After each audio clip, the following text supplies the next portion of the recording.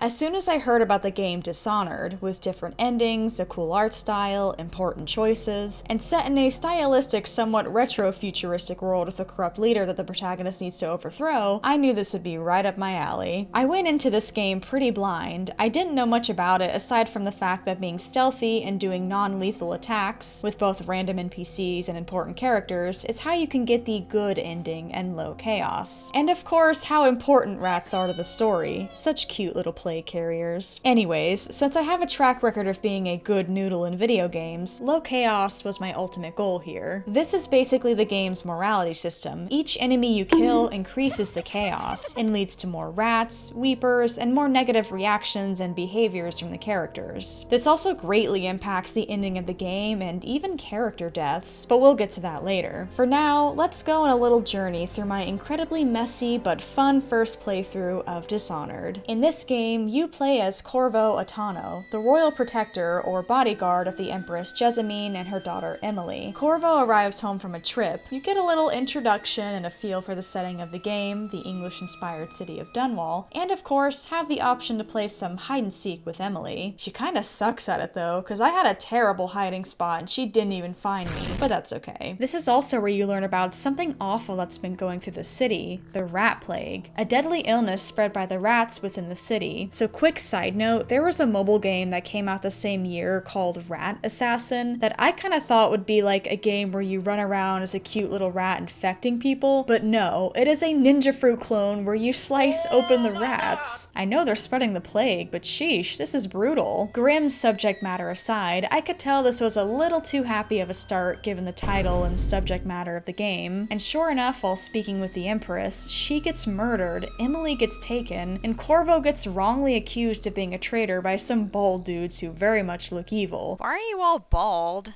Is there a reason for this? So this dude is the Lord Regent, who seized control after the Empress was out of the picture, and admits to you that, shocker, it was him who sent the men after her. Our boy Corvo is wrongfully locked up, but you get a note and a cell key from a friend, and now we can finally play the game. The goal is to escape this prison and meet up with them, but it's not easy since there's guards everywhere. It's up to you, yes you, to decide how to handle them. Try to sneak around and knock them out quietly, or just run through and be a total killing machine. My goal was to do the first, the best I could at least. I'm not sure what it is, but I always suck at being stealthy in video games, so I was getting caught constantly. And whenever this happened, I would just kinda give up and kill them because I didn't know what else to do. This was before I had the bright idea of save scumming. I tried my best and I did manage to knock out some of them, but I'm gonna be real, I also killed. A lot. Beheading that guard was simply an act of self-defense, okay? I did eventually make my way down to the sewers, saw some rats go to town on 2 guards, and got a sweet care package with a crossbow and a sword. I did a little better with being non-lethal toward the end since I started to get the hang of things, but we finally met up with our friend Samuel, where he took us to meet the Loyalists, a group of people who wish to see Emily take her rightful place on the throne instead of mean old Baldy. Surprise, surprise, I actually ended that first mission with high chaos, which definitely worried me, but I realized I had to be way more careful going forward. But this, and the game as a whole, will be much easier after a nice visit with the supernatural being known as the Outsider, who gave us a cool tattoo and the heart, which helps us to find runes and bone charms, the first of which can be used to unlock magical abilities, like seeing through walls. I was very happy about this because I needed all the help I could get. After getting a little acquainted with everyone, testing out my new powers, and getting a very cool looking mask, it was now time to take down the first target, Overseer Campbell. This means I need to sneak my way through a part of the city, get to his place, rescue one of the Loyalists that's been captured, and then take the Overseer out in either a lethal or non-lethal way. For this mission, knocking him out and branding him as a heretic is the non-lethal route, and very cool and poetic honestly, but since I'm a bit of a dunce, I killed him by poisoning his drink since I was really focused on saving Callista's uncle as well, even though in hindsight you could just spill both drinks, but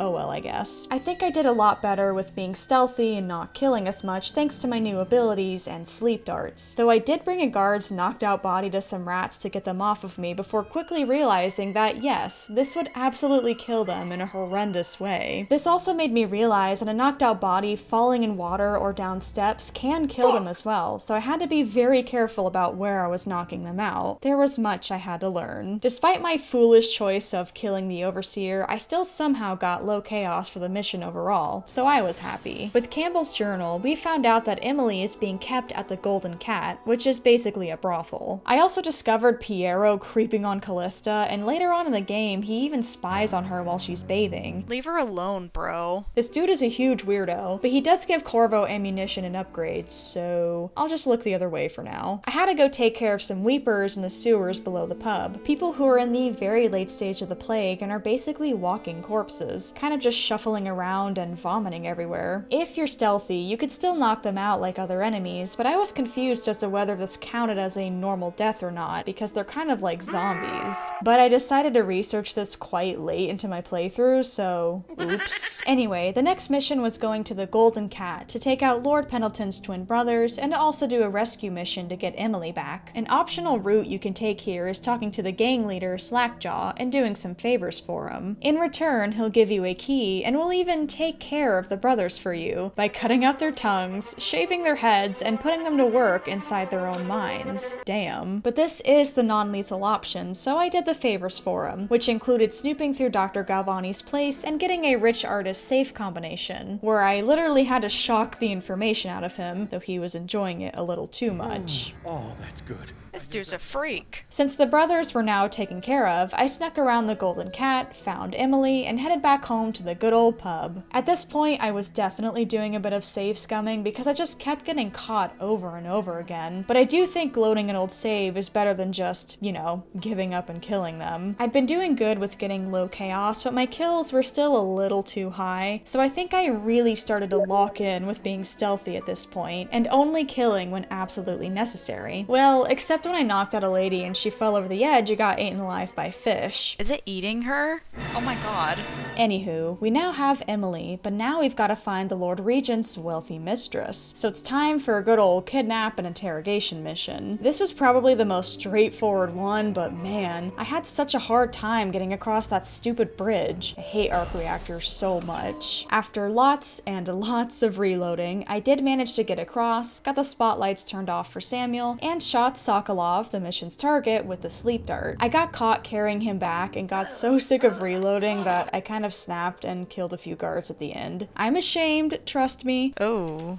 Yikes. But the number was still smaller than it had been, so that's still a win in my book. After some nice chatting with Sokolov and a few rats joining the party, we discover that the mystery woman is Lady Boyle. But there's 4 of them within the Boyle family, and we don't know which one we're looking for. Luckily, they're hosting a masquerade ball tonight where she'll be in attendance, and since Corvo already has one of the coolest masks ever, and is the main character, he's the man for the job. I absolutely love when a video game makes you attend a party or gathering and try to blend in to get information, so it's no shocker that I had a ball with Lady Boyle's last party. Get it? It was a nice mix-up from sulking around the city trying to knock out guards. I mean, I kinda had to do that at first, but from there, I got to do a bit of socializing to figure out which Boyle is the right one. I also did a little side adventure where I dueled a furry. I used the bend time ability here, which in hindsight might have been a bit cheesy of me, but oh well. Lord Shaw was simply not that guy. You're not that guy. I honestly enjoyed just roaming around the manor and talking to the different people inside. I even signed Corvo's name in the guest book, which I then worried was a horrible idea, but it was fine. After doing some snooping, I found out that Lydia Boyle, the lady in white, is the one we're looking for. A mysterious guest then tells us that he knows she's our target and recommends just knocking her out so he can leave with her, I guess. This is really odd and creepy, but then again, it's the non-lethal option, so I followed Lydia down into the cellar, knocked her out, and delivered her to her secret admirer. And that's another mission complete, despite feeling like an accomplice. Bro is an absolute menace. Now that Lady Boyle has been taken care of, all that's left in the way is the Lord Regent himself. We're going back to Dunwall Tower, where it all began. I knew this would be super tricky and the place would be swarming with guards, and I was certainly right. I probably took the longest here than with any other mission. This is the first time, shockingly, that I used my new power of possessing animals and became both a rat and a fish. It didn't help very much, but it was still fun. Like the other missions, minus the one with the Overseer, I knew I didn't want to kill the Lord Regent necessarily. As satisfying as that may be, I knew going to the broadcast room and airing out his dirty laundry, like the truth about the Empress dying and the fact that he brought the rat plague to Dunwall to get rid of poor people, would bring much more justice. I will say, I did kill the torturer guy, which I'm sure brought a bit of chaos, but like, he literally tortures people and seems to enjoy it. Am I supposed to feel bad? I did really well with knocking out guards and maids, so it all balances out. I knocked out the Lord Regent just so I could do a bit of robbing and yoink his audiograph, but after I put his lies on blast, he got arrested, so I snuck my way back to Samuel to celebrate the good news with the gang. I guess Corvo, got congratulated in the pub for bringing down the evil Lord Regent, and that tomorrow, Emily would take her rightful place as the Empress. But after Corvo takes a sip of his drink and chats with people a bit, I noticed his vision was getting a bit blurred, but maybe it was just the alcohol or exhaustion. After talking with Emily and Callista and eating some blood sausages, I figured I might as well hit the hay and hope this weirdness stopped. But right when Corvo entered his room, his vision became even more blurred, eventually going black as he dropped to the floor. And what does he wake up to? The three main dudes poisoned him. In hindsight, I maybe should have seen this coming. Even Samuel was worried leading up to this, but I was still guffawed when this betrayal happened. Supposedly, they wanted Corvo dead to earn the city's trust as the men who took down the quote-unquote Empress's murderer. Luckily, Samuel, who's been my favorite since the very beginning, only gave him half of the poison and sent him out on a raft before getting caught. Unfortunately, Corvo got scooped up by the Whalers, a group of assassins led by a man named Dowd, who, funny enough, is the actual killer of the Empress. I thought maybe he would just let me go, but nah, he took my weapons and threw me in a hole. The goal now was to go get my stuff back, though I guess it's optional, and escape the flooded district. You do have to confront Dowd though, since he has a key on him that's basically your ticket out this place, and he has some nice loot as well. You can choose to duel with him, where you can ultimately end his life or let him go. Alternatively, you can just sneak behind him and take the key without any fighting or confrontation, which is actually what I did. In retrospect, dueling him and talking with him a bit would have been much cooler, but I'm also a bit of a weenie and knew I'd probably get my ass kicked. It was also very tough sneaking around his assassins, especially since, unlike the regular guards, they also hang out on the rooftops. I guess they kinda have to since the ground is literally flooded, but I was still surprised. But miraculously, I got my stuff, got his key, and made my way out of there with very little bloodshed. I then made my way back to the Hound Pit's pub to finally get some answers. Right as I walked in, Cecilia told me that Pendleton had some loyalist workers line up for a supposed bonus. Then Havelock came up behind them and shot each of them in the head. The pub that was once his home and the loyalist headquarters was now swarming with guards and tallboys, which I'm realizing I hadn't mentioned until now, but they're basically guards riding on these tall robots with long stilted legs. And they have a super deadly bow and a big spotlight on them, so you have to be extra careful if you're trying to be stealthy. I first went into Corvo's room to see if I could find Emily in there, but it seems I was too late. Thankfully, she left a note saying exactly where she was, the lighthouse on King Sparrow Island, and even left a big drawing of Corvo on the wall. Callista was still alive in Emily's room, where she told me that Samuel had a flare signal I could use when I was ready to go. I could have done so right then and there, but I knew I wanted to rescue Piero and Sokolov first, who were both hiding out in his workshop. Funny enough, I yoinked a blueprint from Havelock's room on the way there, which is just what they needed to fire up a super powerful arc pylon, which could either reduce all the enemies in the area to ashes, or just put them all to sleep. As hilarious as that first option would be, I of course chose to put them all to sleep, I'm being the good guy and all that. After this, I signaled for my homeboy Samuel and headed to the island. This was the first and only mission where I didn't kill any guards and was never detected. Yes, this was almost entirely due to the arc pylon, but I like to think I was getting a little better, maybe. This island was filled with guards and overseers, and I had to somehow sneak my way into a huge lighthouse. But I think I was doing pretty good by now. I was still getting caught and reloading saves constantly, but I was subduing guards left and right, tucking their bodies away as to not arouse any suspicion, before finally getting to the top of the lighthouse, where I found Martin and Pendleton's dead bodies at the table, with a huge plate of jello as well, and Havelock rambling on about how this was all Corvo's fault. As always, yes, I slightly considered sneaking behind him and killing him real quick, but after all the effort I've put into being the good guy, I just knocked him out instead. There might have been a really cool confrontation here that I missed, but oh well. I yoinked a key off the table and freed poor Emily, where she asked Corvo if she'll finally become Empress. Yay, happy ending! To my delight, there's a cool cutscene going over what happened after the events of the story, narrated by the outsider. Emily finally became Empress, with Corvo right there next to her, keeping her safe as he always did. The plague had finally gone, and with this came a new golden age, seemingly filled with new inventions, medicine, and overall happiness. It even shows a glimpse of the future after Corvo has passed on, where Emily buried him with her mother, because he was much more than just a bodyguard to her. Much more indeed. Also, damn, that song in the credits goes hard.